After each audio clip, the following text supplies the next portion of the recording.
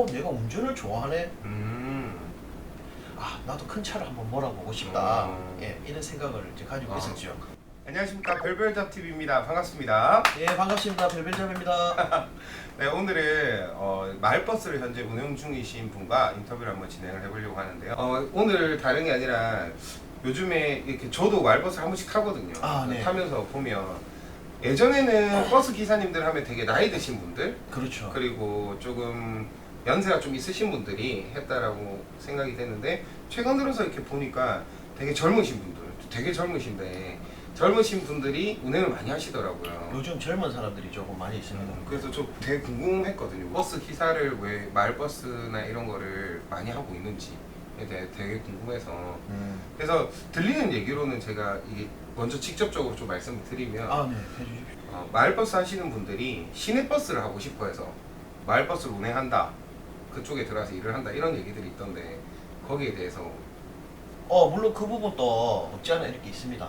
왜냐면 이제 저희가 이제 또 물론 또 운전 좋아하는 사람들이고 이제 또 운전의 나중에 최고 목표가 이제 시내버스니까 이제 시내버스 이제 가려고 하는 부분도 이제 없지 않아 있고, 나중에 장기적으로 오래나 볼 때 이제 시내버스 기사가 이제 복지나 이런 부분에서 이제 또 괜찮고 이렇게 하는 부분에 있기 때문에 이제 또 많이 지원을 하지 않았나라는 생각이 이제 드네요. 그러면 시내버스 기사분님들이랑 마을버스 기사분님들이랑 뭐 급여라든지 복지 이런 게 아예 다른 건가요? 완전 다르죠. 네, 완전 다른 부분이 있고 그 부분에 대해서는 이제 좀 차이가 좀 많이 납니다. 그래요? 네. 그러면 뭐 되게 구독자분들이 이해하기 쉽게 대기업과 중소기업 정도? 아마 그 정도라고 생각하시면 됩니다. 이제 뭐 시내버스는 대기업, 이제 마을버스는 이제 중소기업, 요 정도 수준. 중견기업?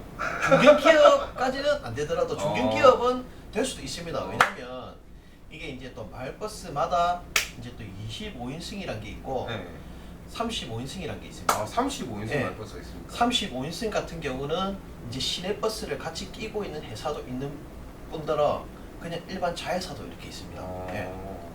그러면 궁금한 게, 우태현님은 어떻게 하다가 이제 이 직업을 선택하게 된 건지. 저도 이제 직업을 선택했던 계기가 이제 많은 직업을 이렇게 하고 이제 저도 이제 살아가면서 이제 저한테 이제 맞는 직업이 뭘까라는 게, 우리가 이제 20대 뭐 넘어가고 이제 30대 넘어가면 이제 가정에 대해서 이제 신경을 써야 되고, 그렇죠. 이제 또 이런 부분에 대해서 이제 또 이제 계속 생각하기 나름인데, 그게 대해서 이제 뭘까라는 게, 내한테 맞는 직업이 뭘까라고 생각했던 게 물음표가 왔었습니다. 네. 그게 대해서 이제 내가 운전을 좋아하네. 나도 큰 차를 한번 몰아보고 싶다. 이런 생각을 이제 가지고 있었죠. 어차피 운전을 좋아하고 운전을 하고 싶은데 이왕이면 큰 차. 그렇죠. 그러면 마을버스 지금 하고 계시다가 예. 나중에 최종 목적은 조금 그보다 더 큰 시내버스를 운영하시는 게. 그렇죠. 이제 그게 이제 목표고, 그 뒤에는 이제 또 뭐 고속버스가 될 수가 있고, 더 큰 버스. 이제 뭐 시외버스나 관광버스나 갈 수가 있습니다. 그렇습니다. 궁금한 게 우리가 흔히 아는 뭐 자격증 같은 거 있지 않습니까? 뭐 예를 들어서 시내버스를 운행하기 위해서 어떤 면허를 취득해야 되는지. 일단 일종 대형을 따셔야 되고요. 일종 대형. 네, 일종 대형 면허를 따시고, 이제 일종 대형 면허를 따시고 나시면 이제 TS 도로교통공단이라고 있습니다. 거기서 이제 운전자 적성 정밀 검사를 받아야 됩니다. 이 사람이 운전을 할 수 있는 사람이 아니다. 그렇죠. 적합한가 안 한가.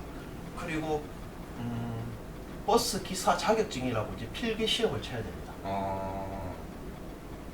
네. 필기 시험도 따로 있고. 그러면 일종 대형을 먼저 따야 되고, 그리고 그렇죠. TS 교통 아까 말씀하셨던 데에서 테스트 통과하고, 네, 그다음에 필기 시험 치고. 그렇죠. 요 세 가지가 하면 이제 버스 기사 자격증이 나오고, 금정교통문화연수원이라고 있습니다. 거기에 가가지고 이제 버스 신규 양성자 교육을 받아야 돼요. 직무 교육을 이제 2박 3일 동안 이렇게 이제 받고, 이거는 물론 마을버스 회사를 취직을 하고 나서 이제 받아도 되고, 하기 전에 미리 받아도 돼. 네, 미리 그 전에 이제 받아도 되고 상관은 없습니다.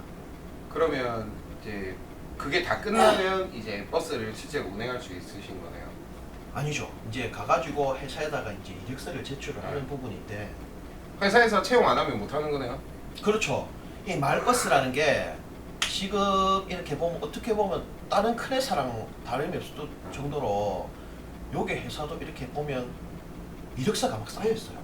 진짜요? 네, 그러니까 이제 젊은 사람들부터 해가지고 이제 나이 든 사람까지 이력서가 이제 손으로 들으려고 하고 있으니까 요즘에 원체 취업 이렇게 취업난이 어렵죠. 그러니까 맞습니다. 더 그런 것 같네요. 네.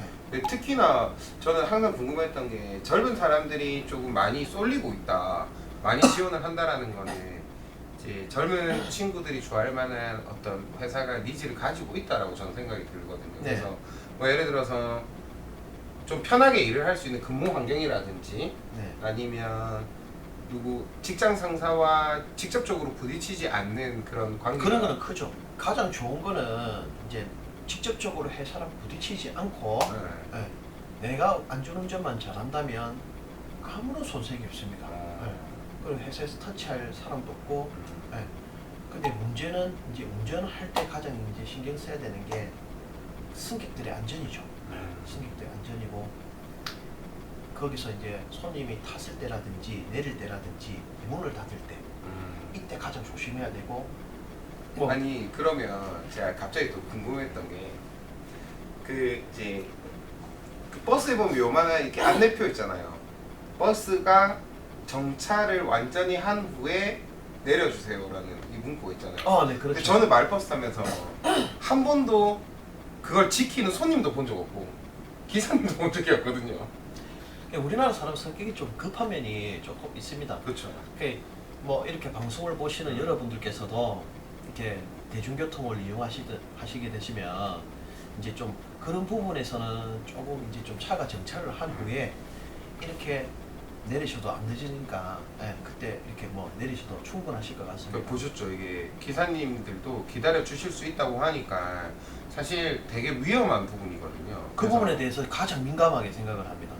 예를 들어서 차가 서기도 전에 이렇게 먼저 와가지고 내리시려고 하는 사람들이 있고 또 뭐 차가 오기도 전에 먼저 와가 짐을 가지고 네, 자리 맞아요, 확보하려고 맞아요. 이렇게 오는 손님들이 되게 많으세요. 네. 그런 부분에서는 조금 마음의 여유를 가지시고 이렇게 해주신다면 신경이 좀 덜한 부분이 좀 이렇게 있습니다. 그렇죠. 충분히 기다릴 수 있다. 네. 그러니까 조금만 이제 그 우리 대중교통을 이용하는 문화에서 그렇게 빨리빨리 하는 문화들은 안전을 위해서 네. 좀 없었으면.